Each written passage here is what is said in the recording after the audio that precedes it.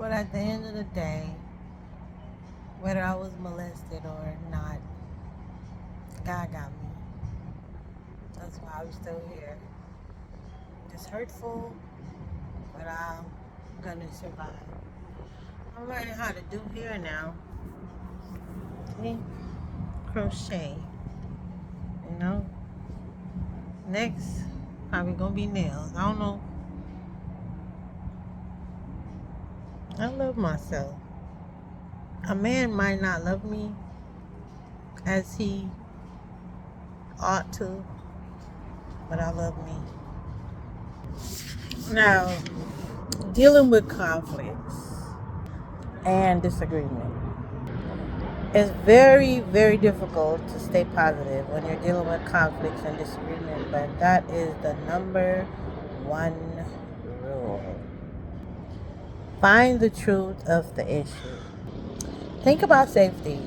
Don't think impulsively. Think about safety.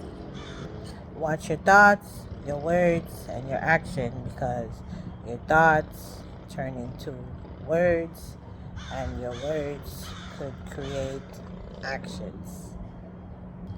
Be an active listener, meaning listen to others without taking sides, without becoming defensive. Don't be afraid to talk about why did the conflict start in the first place. Try to think of multiple solutions. After a conflict, most of the time, a person might need a mediator. That's when I come in. That mediator cannot take sides.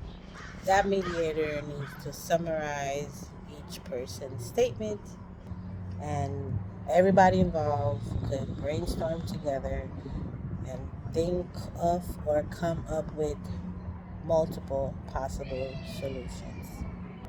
Think of ways of discouraging future conflict. It's okay to take suggestions from others. Well, because we don't know everything. We think we do. Do not ignore the fact that there is a conflict and try to see if you could get along with others, even though y'all disagree with certain things. Think of solution, solution, solution. Be sure to monitor and do some follow ups. Check in. How is things going? How is things going?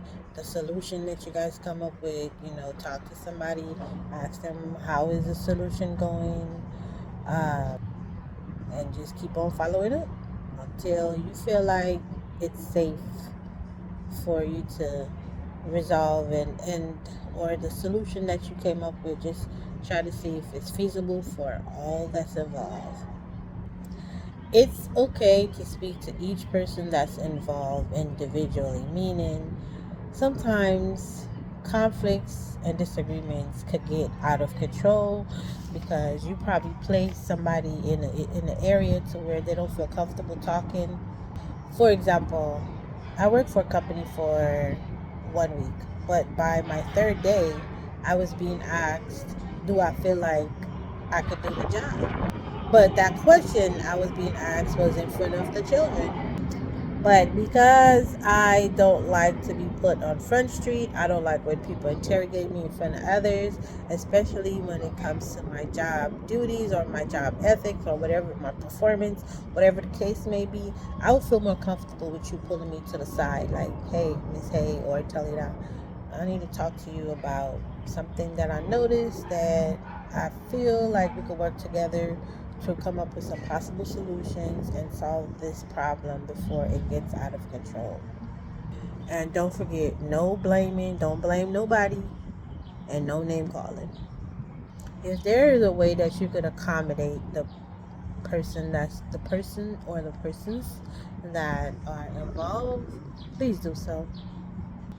And your plan, have a plan in place, whether it is written or verbal. I've been taken to the office before, and my conflict resolution, most of them came with written statements, specific question that has been asked. stay positive at all times. Period.